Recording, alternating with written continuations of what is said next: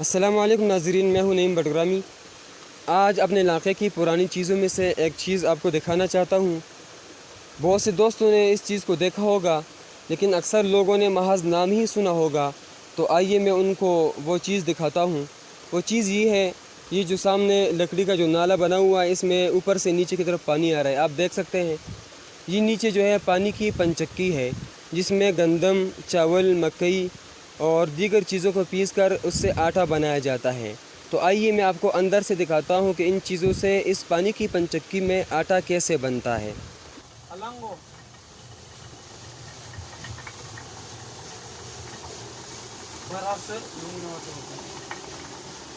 یہ جو جگہ ہے، اس میں گندم، چاول وغیرہ کو ڈالا جاتا ہے، اور یہاں سے گندم نکل رہی ہے، آپ دیکھ لیں۔ نیچے یہ چیز گھوم رہی ہے، پتھر کی چیز ہے، اس کو ہماری زبان میں پل کہا جاتا ہے۔ یہ کافی وزنی اور بھاری ہے، جب گندم اس کے نیچے آتی ہے تو خود بخود پیس جاتی ہے۔ اس کے اور دوسری چکی کے آٹے میں کافی فرق ہوتا ہے، اس کا آٹا کافی لذیذ اور ذائقہ دار ہوتا ہے۔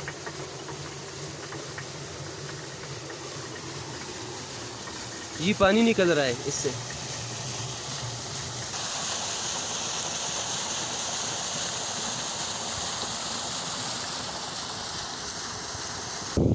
تو آئیے اب میں آپ کو اپنا علاقہ دکھاتا ہوں۔ ہمارا جو گاؤں ہے، یہ سامنے آپ دیکھ سکتے ہیں۔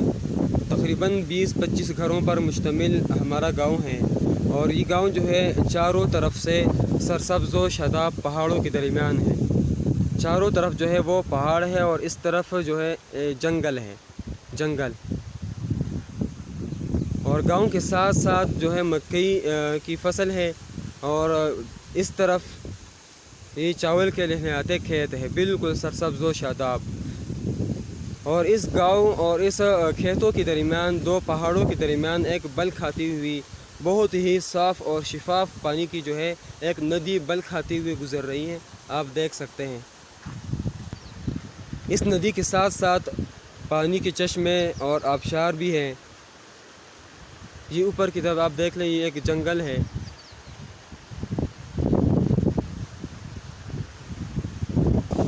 صرف یہ نہیں، آپ دیکھتے جائیں تا حد نگاہ آپ کو سبزہ ہی سبزہ نظر آئے گا، ہر طرف سبزہ ہی سبزہ ہے۔ ناظرین، ہمارا علاقہ کشمیر سے کم نہیں، اس لیے تو شاعر نے کہا، میں کیوں دوں حسن کی مثال کشمیر، میں کیوں دوں حسن کی مثال کشمیر، ہمارا علاقہ خود ہے جنت نظیر۔